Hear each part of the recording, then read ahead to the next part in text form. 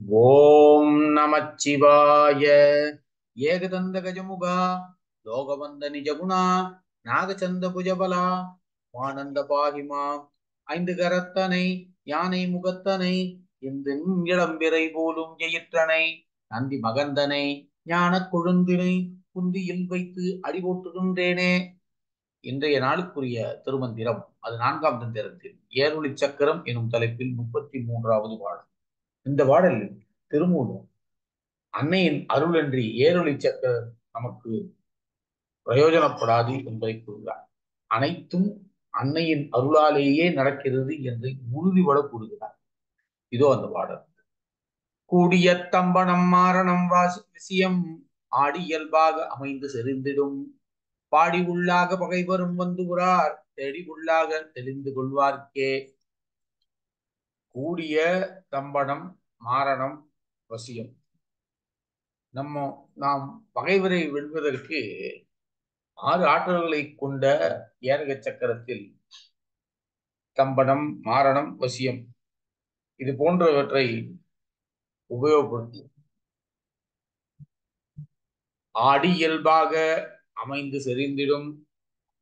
எவரொருவர் முறையாக தியானிக்கிறார்களோ அவர்களுக்கு இவையெல்லாம் விளையாட்டாக வந்துவிடும். பாடி உள்ளாக பகைவரும் வந்துகிறார். பகைவர்களும் நம்மை நெருங்கி வர பயப்பட்டு விலகி போய்விடுவர். தேடி உள்ளாக தெரிந்து கொள்வார்க்கே. இந்த பயன்பாடுகள் எல்லாம் யாருக்கு பலிக்கும் என்றால், பராசக்தி அம்மையை மனக்குள்ளே காணப்பெற்று அவள் அருளை பெற்றவர்களுக்கே சாத்தியமாக கூடும். ஏரக சக்கரத்திற்கு நிறைய ஆற்றல்கள் இருந்தாலும் அந்த ஏரக சக்கரம் வசப்பட வேண்டும் என்றால் அன்னையின் அருள் அவசியம் என்கிறார். இங்கே தம்பனம் என்றால் கட்டி போடுதல், அசைவற்று இருக்க செய்தல். வசியம் என்றால் வசியம் செய்தல், வசீகரித்தல். மாரணம் என்றால் கொல்லுதல். இவையெல்லாம் பகைவர்களை வெல்வதற்காக ஏரக சக்கரம் வழியாக கிடைக்கும் ஆற்றல். இவை அனைத்தும் அன்னை அருளன்றி செயல்படாது என்கிறார் திருமூலர். இதைத்தான் அவர் கூடிய தம்பனம் மாரணம் வசியம் ஆடியல்பாக வந்து செறிந்திடும் பாடி உள்ளாக பகைவரும் வந்துரார் தேடி உள்ளாக தெளிந்து கொள்வார்க்கே. பகைவர்களை வெல்ல கை கொள்ளப்படுவதான தம்பனம் மாரணம் வசியம் இவற்றின் பயன் இயல்பாகவே நமக்கு வந்தடையும். பகைவர்களும் நெருங்க மாட்டாது விலகி போய்விடுவர்.